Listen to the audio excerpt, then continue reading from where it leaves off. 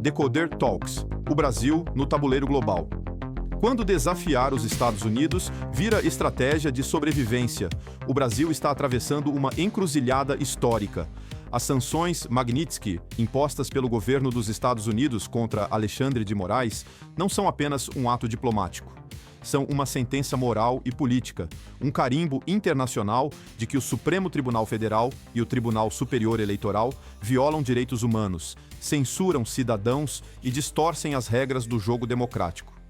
Pela primeira vez, o discurso das instituições perfeitas e protetoras da democracia foi frontalmente desafiado no cenário global.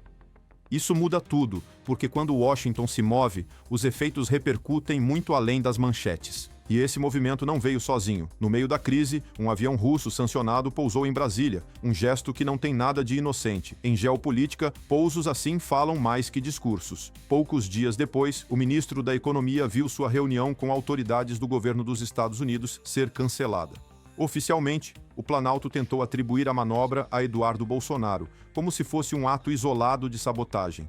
Mas é impossível ignorar a leitura mais evidente. Washington está enviando um recado claro de que vê o Brasil flertando com regimes sancionados e autoritários como Rússia e China, e que essa aproximação terá custo. Esse roteiro não é novo, já vimos acontecer na Venezuela e em Cuba.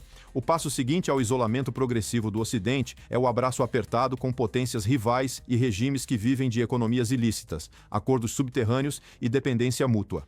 No caso do Brasil, a China já está no jogo há muito tempo. Pequim não injeta bilhões em portos, energia e tecnologia por altruísmo. É influência comprada a prazo, com juros políticos altíssimos. E quando se junta à equação russa, fornecendo tecnologia, energia e até suporte militar indireto, o quadro se completa. Um Brasil afastando-se do eixo ocidental e caminhando para se encaixar em um bloco alternativo que não mede esforços para minar a influência americana no hemisfério.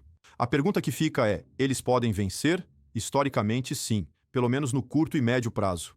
Basta olhar para Caracas. Nicolás Maduro sobreviveu a sanções, isolamento e colapso econômico porque blindou o controle interno com repressão, aparelhamento das instituições e parcerias estratégicas com Rússia, Irã, China e o narcotráfico. O regime venezuelano aprendeu rápido a lição. Enquanto mantiver controle militar e político absoluto, pode ignorar qualquer sanção pessoal e manter seu círculo de poder intocado.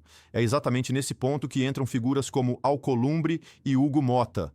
E não se engane, Maduro só está lá até hoje porque governos anteriores de Joe Biden não fizeram questão de tirá-lo. Quando Donald Trump assumiu, colocou o preço de 50 milhões de dólares na cabeça do ditador e chegou a autorizar operações militares para eliminá-lo. Foi um rompimento brusco com a leniência anterior, que provavelmente era coordenada por globalistas que preferem manter ditadores como peças úteis no tabuleiro. Agora Trump empurra uma agenda que ainda não se encaixa de forma clara no xadrez dos dominadores globais, e isso deixa dúvidas sobre quais forças realmente estão movendo as peças. Eu não me iludo até ver resultados que apontem para algo mais profundo e, francamente, mais sinistro. Por enquanto, parece um 4 de julho planetário. Fogos no céu, bandeiras tremulando e a sensação de que algo auspicioso está a caminho. Os vermes brasileiros sendo sancionados, os togados atolados até a alma no esgoto da vergonha internacional, tentando se erguer do lamaçal. Mas esse tipo de euforia costuma ruir sobre quem se deixa enganar. Parafraseando um colega de YouTube que também analisa geopolítica, só se desilude quem antes se iludiu. E é por isso que não espero que os mocinhos da cavalaria cheguem para salvar o mundo da tirania e restaurar as liberdades. A cabal está aí para esmagar qualquer tentativa de reação, seja com mais um 11 de setembro planetário ou com um novo 8 de janeiro, empurrando goela abaixo o projeto de poder do Foro de São Paulo e fincando ele bem no orgulho dos brasileiros. No Brasil, esse cálculo também passa pela manutenção da narrativa do golpe. Essa história é a linha mestra que sustenta toda a repressão e o cerco à oposição. Se ela cair, abre-se a porta para questionar as urnas eletrônicas, investigar o que Mike Pence já apontou sobre chips comprados para o sistema de votação brasileiro, mapear a influência de ONGs estrangeiras no processo eleitoral, expor contratos de agências de checagem contratadas por Barroso para filtrar conteúdo nas redes e entender como a manipulação da informação foi estruturada. E se essa caixa de Pandora for aberta, não é apenas a reputação de alguns ministros que vai para o chão, é a possibilidade real de ver nomes de peso enfrentando processos criminais. É por isso que nem anistia aos presos políticos do 8 de janeiro, nem impeachment de Alexandre de Moraes entram na pauta. Não é hesitação, é autodefesa, é manter a tampa bem presa em uma panela que, se explodir, pode arrastar meio Congresso e boa parte do Judiciário. É o raciocínio de Caracas aplicado a Brasília. Endurecer, resistir à pressão externa e apostar que, com o tempo, a população se acostuma com um novo normal autoritário. O problema é que essa estratégia cobra um preço alto. No curto prazo, o governo pode até sobreviver, mas o custo é isolamento diplomático, redução drástica de investimentos estrangeiros e dependência crescente de mercados alternativos, leia-se China, Rússia e, inevitavelmente, economias paralelas como o tráfico e a mineração ilegal. É o mesmo ciclo que devastou a Venezuela e transformou Cuba em um estado zumbi sustentado por repressão e subsídios externos. O Brasil ainda não está nesse ponto, mas a trajetória é clara. Cada sanção, Magnitsky, nova, é um tijolo a mais no muro que separa o país do Ocidente. E o mais irônico é que os atores políticos que deveriam defender a soberania estão, na prática, escolhendo um caminho que entrega ainda mais controle a interesses estrangeiros, só que não aos Estados Unidos, e sim a regimes que usam a miséria como ferramenta de controle. O paralelo histórico é inevitável. Regimes que desafiaram abertamente os Estados Unidos sem uma economia sólida e um sistema interno coeso acabaram pagando caro, do Iraque de Saddam ao Panamá de Noriega.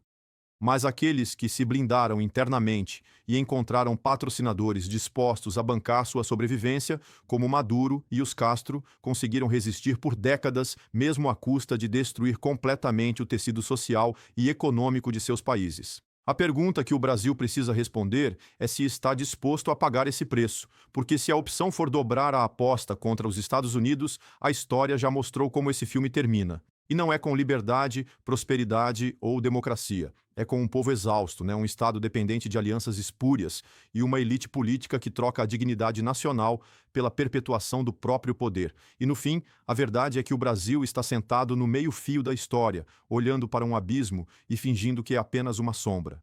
Os ministros, presidentes de casa, deputados e senadores que hoje se alinham para proteger o regime sabem exatamente o que estão fazendo. Não é ingenuidade, é cálculo. É preferir virar um pária internacional com passaporte cancelado a perder o acesso ao cofre, ao poder, à caneta que decide quem vive politicamente e quem é destruído. Mas o povo brasileiro, esse que trabalha, paga imposto e ainda é chamado de golpista por querer votar em paz, não está no cálculo deles. A liberdade de expressão, o devido processo legal, a independência entre os poderes, tudo isso virou peça descartável. E quando um país descarta suas liberdades para sustentar um regime, não há volta sem dor. Então, se nada mudar, não espere um futuro de estabilidade ou crescimento. Espere o que já vimos em Caracas, em Havana, em Manágua. Filas, medo, censura, exílio. O Brasil está na porta de entrada desse clube e os bilhetes já começaram a ser distribuídos. E, como sempre, quem vai pagar a conta não é Alcolumbre, não é Hugo Mota, não é Alexandre de Moraes, é você. Porque regimes assim nunca caem sozinhos. Eles caem quando o custo de mantê-los supera o medo de enfrentá-los. E no dia em que esse custo chegar, e ele vai chegar, não haverá avião russo, cheque chinês ou narrativa de golpe que consiga impedir. A história vai bater na porta e ela não pede licença. Se você gostou deste conteúdo, por favor, se inscreva no canal, envie para seus amigos, não espere para se informar como se preparar e tomar medidas de contenção de danos. Os danos estão chegando e vão te impactar. O brasileiro não reagirá, será envolvido em um turbilhão de mudanças que irão, pouco a pouco, criando mais e mais dificuldades. Comunidades planejadas como os ecopolos são uma solução completa para vários desafios que, na verdade, minimizam as desgraças sociais. São laboratórios de progresso e desenvolvimento social. Me chame no WhatsApp se quiser conversar sobre isso e saber mais. Forme comunidades ou redes locais, elas podem melhorar a qualidade de vida em situações de crise e também podem potencializar a realização de riquezas em tempos pródigos. Até o próximo Decoder Talks.